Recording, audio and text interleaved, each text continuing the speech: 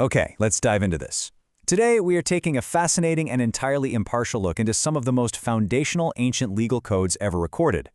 We're going to examine excerpts concerning judgments of restitution, personal injury, and most notably, the complex laws surrounding servants. By exploring these texts, we get a direct window into how early societies structured their world, maintained order, and established a very specific hierarchy of human and economic value. We're just going to let the text speak for itself today to truly understand the mechanics of this ancient justice system. Here is our roadmap for today's explainer.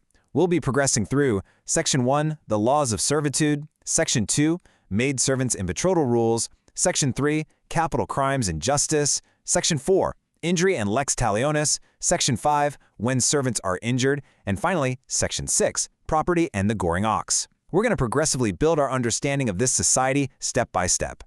All right, Section 1, the laws of servitude. The text kicks things off right away by establishing the strict rules around the acquisition and the term limits of Hebrew servants. And that brings us to this incredibly specific, highly regulated number, 6. According to these judgments, if you purchased a Hebrew servant, 6 years was the exact mandatory duration they were required to serve their master. It wasn't just some open-ended status, it was a fixed period deeply embedded right into their legal code. But, what happens when that 6-year clock finally runs out? Well, in the 7th year, the servant goes free, and for absolutely nothing. No buyout required. But there's a really complex dynamic here regarding their family. If the servant came into servitude alone, he leaves alone. If he was already married, his wife goes with him. But, and this is a massive stipulation, if his master gave him a wife during those 6 years and they had kids, that family legally stays behind. The servant walks away a free man, but entirely by himself. Now, what's really interesting about this slide is the highly specific physical ritual required if that servant actually refuses to leave. Let's say he loves his family too much and plainly says he will not go out free. First, they bring him to the judges for official sanction. Then, he's brought to a door or a doorpost. And finally, the master takes an awl, a sharp, pointed tool, and bores it right through the servant's ear. After that, he serves that master forever.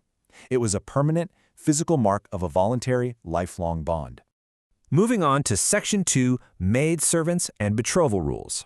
Now, daughters sold as maidservants had distinct laws governing them.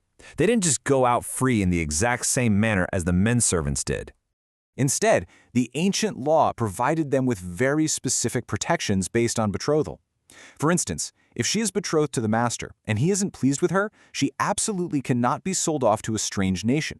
If she's betrothed to the master's son, she has to be treated with the exact same legal rights as a daughter.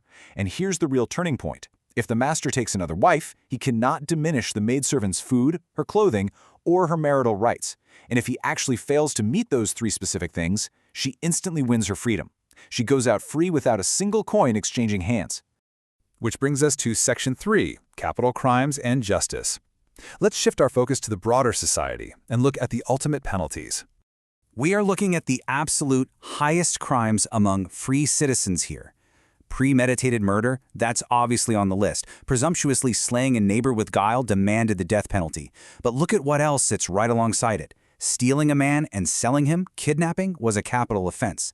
And equally striking is how they treated the family hierarchy. Literally striking, or even just cursing your father or mother resulted in the exact same ultimate severity. The law treated parental authority with the same gravity as premeditated murder. Let's move to and see how this builds in Section 4, injury and lex talionis. Now we are getting into disputes that lead to serious bodily harm. And this sets up the foundation for how ancient law handled serious injury. It actually stems from a rule about men fighting and accidentally hurting a woman with child. If no mischief follows, there's a fine. But if serious mischief does follow, the law demands this incredibly famous passage: eye for eye, tooth for tooth, hand for hand, foot for foot, burning for burning, wound for wound, stripe for stripe. So the crucial point is that this establishes what is historically known as lex talionis, the law of retaliation. This was designed to ensure reciprocal and proportionate justice for free citizens. You cause a wound, you receive the exact same wound in return. It strictly limits vengeance to the precise measure of the injury committed. Section 5, when servants are injured. Let's loop the narrative back around and ask, how did these injury laws apply to the lowest tier of the social hierarchy? Well, the contrast is absolutely staggering. A free person gets exact retaliation, right? Eye for an eye. But if a master knocks out his manservant's tooth or destroys his maidservant's eye, the master doesn't get his own tooth knocked out. Instead, the servant is compensated with immediate emancipation. They walk away entirely free for their eye or their tooth's sake. But then we hit this incredibly jarring legal reality. If a master beats his servant with a rod and the servant dies immediately, there's punishment. However, if that struck servant manages to survive just a day or two, the master faces absolutely no punishment. The text provides a very direct, unvarnished reason, for he is his money. It is a stark reminder that, under this legal framework, the servant was ultimately classified as the financial property of the master.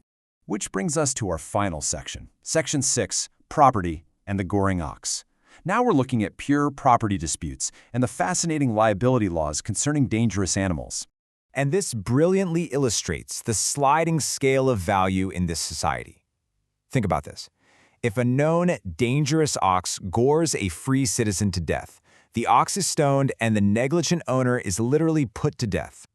But if that exact same ox kills a servant, the owner entirely avoids capital punishment.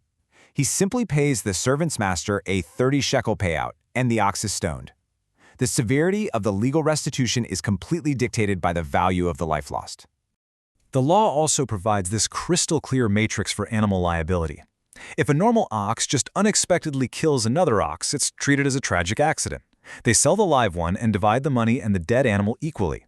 But if the owner knew his ox was dangerous and ignored warnings, that is negligent ownership.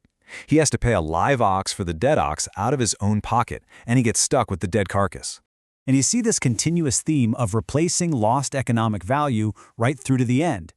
If someone digs a pit, leaves it open, and a neighbor's animal falls in and dies, the pit owner is fully liable. He has to hand over money to replace the animal's value, and in exchange, the dead beast becomes his. It's all about making the injured party economically whole again. We've covered a remarkably structured system today, haven't we? From the strict 6-year contracts for servants to the precise mechanics of an eye for an eye, right down to the 30 shekels owed for a servant's life. It leaves us with this final thought. How does understanding this ancient sliding scale of value change the way we view the evolution of modern justice? These classifications of humans and property laid the groundwork for our legal thought, but they also provide a massive contrast to it. Thank you for joining me on this explainer, and keep questioning the history behind the rules.